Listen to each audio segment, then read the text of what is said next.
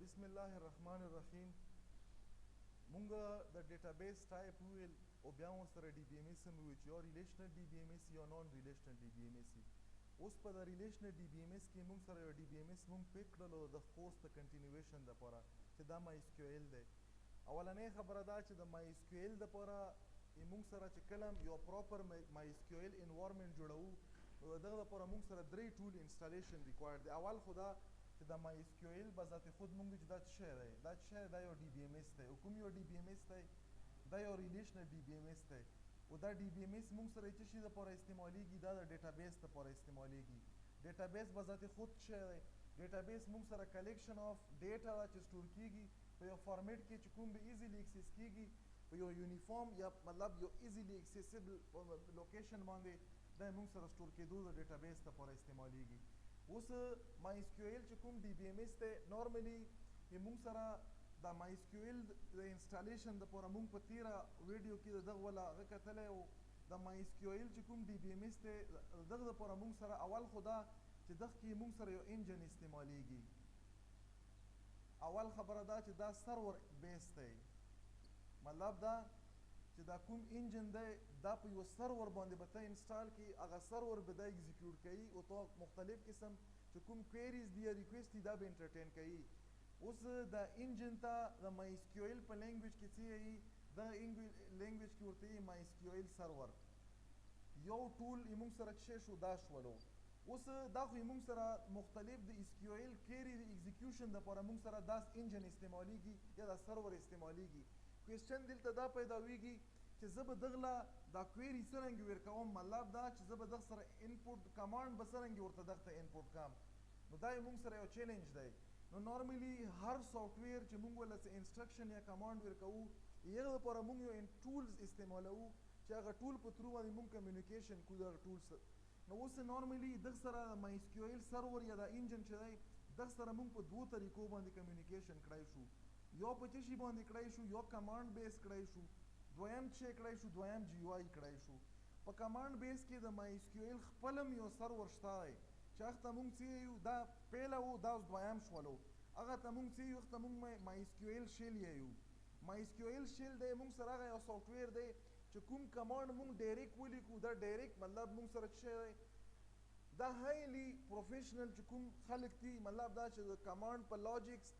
او دا مطلب دا چې دغه نه غلطو چانسز کم وي یا مطلب ایڈمنسټریټیو پوینټ آف ویو سره یا سیکورټي پوینټ آف ویو سره بهتره دا دی چې موږ سره څه یوز شي کمانډ بیس کمیونیکیشن وشي د څه شي سره د انجن سره. خو چونکې دلته انیشلی خلکو ته په کمانډ کې لږه پرابلم وي نو دغه وجې نه اوس دا خو موږ سره د خپل شولو. دغه دپاره تھرډ پارټي سافټویر هم شته دی، مطلب دا چې دغه کې څه داسې څه بیوټي نشته یا اټریکشن نشته دی. دغه دپاره موږ سره یو تھرډ پارټي سافټویر استعمالیږي. به ته دغه نه بغیر ډاونلوډ کړې موږ سره څه شی مینیکونډا په نامه باندې دا چې انسټال کړي نو دا ټول په ترو باندې هم ته څه شی وکړی شي. دا یې موږ سره وګڼو چې یو کمانډ انټرپریټر دی چې د کمانډ انټرپریټر نه موږ څه شی وکړی شو مای اس کیو ایل سرور له کمانډ ورکولی شو. بیا یې موږ سره جی یو آی موږ ویلو. په جی یو آی کې مې موږ سره په مای اس کیو ایل کې خپل ګوره خپل کمانډ انټرپریټر مای اس کیو ایل شیل دی خو دا داسې انټریکټیو نه دی، مطلب دا داسې ډېر انټرسټینګ نه دی، بیوټي پکې نشته، کلرز پکې نشته. دغې وجې نه که څوک کمانډ انټرپریټر استعمالوي ریکمنډډ دی چې مینیکونډا استعمال کړي. دغه نه علاوه چې کوم جی یو آی دی نو په جی یو آی کې دغه سره الریډي اټومیټک خپل یو جی یو آی ټول شته دی. خپل جی یو آی ټول یې څه شی دی؟ هغه موږ سره مای اس کیو ایل ورک بینچ. د مای اس کیو ایل ورک بینچ په ترو باندې دی موږ سره تھرډ نمبر شولو. مقصد نه دا چې کله هم څوک وغواړي چې زه ډیټابیس ډیولپمنټ په مای اس کیو ایل ډي بي ایم ایس کې وکړم دا درې ټول کمپلسري دا به انسټالوي او د مینیکونډا په 4 نمبر کوم دی دا ورسره آپشنل دی. دا انسټال کا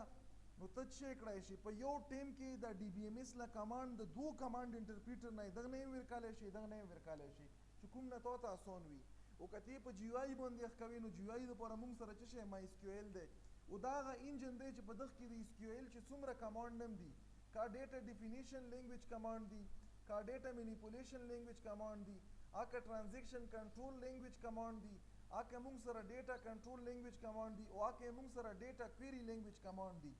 دا یې موږ سره واړه 15 سب لینګویجز دي. څه شي لینګویجز دي؟ دا 5 لینګویج ما ولیکل DDL DML TCL DCL او DQL دا به اوس په دغه سلایډو کې په ډیټیل سره راشي په هر کې کوم کمانډ دی جنرال سینټیکس یې څرنګه دی کیږي څرنګه نو دا موږ سره د 15 د سب وړو لینګویج نه شی جوړ شوی دی دا نه یو کمپلیټ SQL جوړ شوی مطلب دا SQL لینګویج د دغو 15 لینګویج د کمبینیشن نه موږ سره شی دی SQL دی او د نیچر په بیس باندې دا کیټیګرایز کړي دي مطلب دا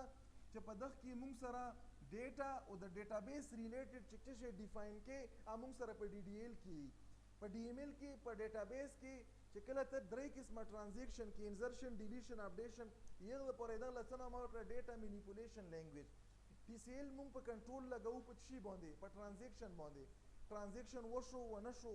کوم ځای پرې کې کوم ځای پرې نه کې بیا موږ سره ډیټا کنټرول دی ډیټا کې چاله څومره پریویلیجز ورکې چې دا ډیټا ډیټابیس اکسس کی او چانه پریویلیجز اخلي دا موږ سره بدخ کړي موږ سره ګرانټ او ریواک دوا کمانډ دی او DQL کې صرف اکلوته یو کمانډ دی سلیکټ په سلیکټ کې بیا موږ سره ډیفرنٹ ویریشن دی نو په دغه کې یو کمانډ دی دغه کې دوا دغه کې درې دغه کې هم درې او دغه کې تقریبا چې 5 کمانډ دي نو چې دا ټول سره راوند کې راوند اباوت 15 کمانډ نه تاسو کمپلیټ SQL کیږي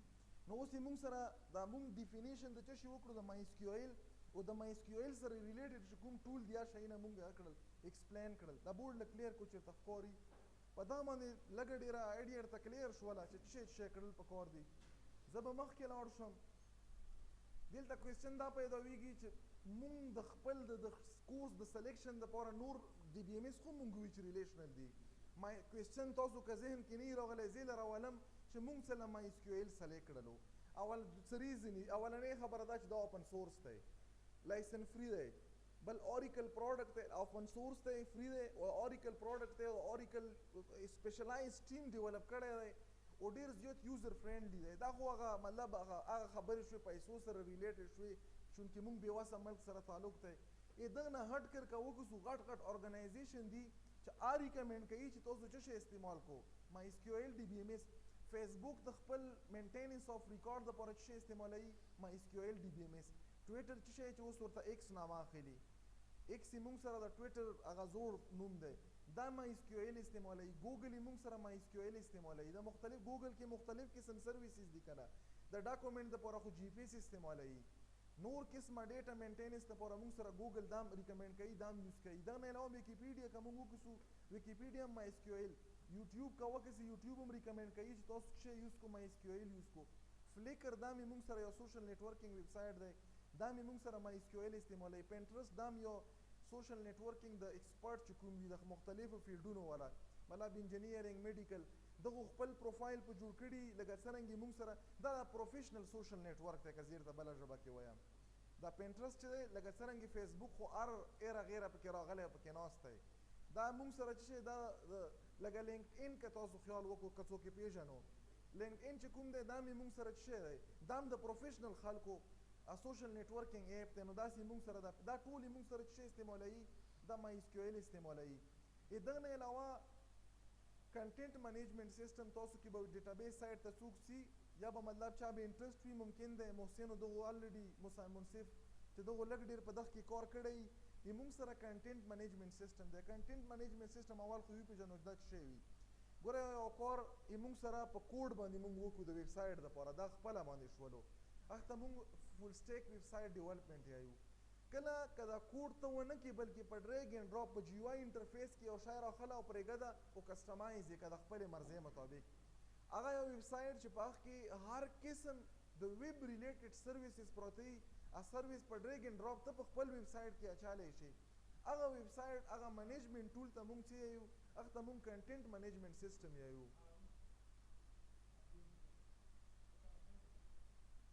هغه ته موږ کنټینټ منیجمنټ سیستم یایو اوس کنټینټ منیجمنٹ سیستم موږ سره مختلف ټایپ دي په تاسو کې میکزیمم کسان چې ډېر پیژني ورډپریس په پیژني نو ما هم اورېدلي که چا پکې کار نه وي کړی دا ټول موږ سره کنټینټ منیجمنٹ سیستم اگزامپل دي ټایپو 3 موډ ایکس ورډپریس جمله ډروپل دغه نه PHP BB میګنټو نو دا ټول موږ سره څه شي مطلب دا سر دغه کې به بعضې داسې چې دا به پیډ وي لکه که تاسو ورډپریس کتلی په ورډپریس کې دوه قسمه ورډپریس دي یو پیډ دی یو فری دی په پیډ کې لږ فیچر ډېر دي خو په پیسو به یې اخلي انول لایسنسینګ یې کېږي ته کوم قسم اخلي نورملی پخ کې فیچر داسې چې پخ کې هغه پیکیجز هم کې پروته وي چې مطلب دا چې ډیر زیات سپیشلایز کسټمایزیشن پکې شوی وي او یو موږ سره فری وي نو دغه کې دا چې کوم مختلف کنټینټ منیجمنت سیستم دي په دغه کې لږه دا جمله شولو دا ورډ پریس تقریبا چې سیم دي. زه چې کله 2009 کې د کمپیوټر ساينس سټوډنټ هم نو موږ سره اوس سافټویر هاوس د موږ چې کوم سینیر بیچ ولا کسان دي دا مخکې سره سافټویر هاوس کې کار کوي منصور نامه موږ سینیر وو نو هغه موږ له په دغه باندې یو ورکشاپ را کړی و وی تاسو د ویب سایټ ډیولپمنټ په جمله کې زده کو په یو کلاس کې کمپلیټ ویب سایټ جوړ کړی و په جمله کې نو جمله دومره مشکل شی نه دی که څوک وغواړي په نیټ باندې دغه تیاری ویډیو شته دی په یوه ویډیو کې ټول کړی د ډاونلوډینګ نه واخله دا چې د کنټینټ منیجمنټ سیسټم ډاونلوډ کې تر د ویب سایټ ډیولپمنټ پورې ټول هر څه پکې لیکل شوي او ورډ پریس باندې خو الریډي چې کومې موږ سره د ډي جي سکیل والا کورسونه هم پراته دي نور د نیو خلکو کړي نو دا چې کوم دي دا مې موږ سره په بیک اینډ باندې څه شی استعمالوي دا MySQL استعمالوي دغې وجې نه دا یې موږ سره ریکمنډډ شوی دی. اوس په راشو موږ SQL لا چونکې موږ دلته څه وویل چې دا یو ریلیشنل DBMS دی MySQL او دا ریلیشنل DBMS موږ څه ویلي وو چې دا پیورلی ډیپینډنټ دی په یو لینګویج چې موږ ورته څه یو SQL یا سټرکچر کویری لینګویج. په دا سټرکچر کویری لینګویج کې که موږ وکړو دستیر ته ما هم لیکل چې 15 لینګویج دي پکې ډیټا ډیفینیشن لینګویج ډیټا مینیپولیشن لینګویج ټرانزیکشن کنټرول لینګویج ډیټا کنټرول لینګویج او ډیټا کویری لینګویج دا 15 لینګویجز دي. اوس په هر لینګویج کې سب کوم کمانډ اوس دا لینګویج شول دغه 15 سب لینګویج نه موږ سره د سټرکچر کویری SQL جوړ شوی دی. اوس په کوم لینګویج کې کوم کمانډ دی نو دا به په نیکسټ لیکچر کې موږ وکړو چې په کوم کې کوم کمانډ دی دا به زه دلته بند کړم ټیم شته یو 15 منټ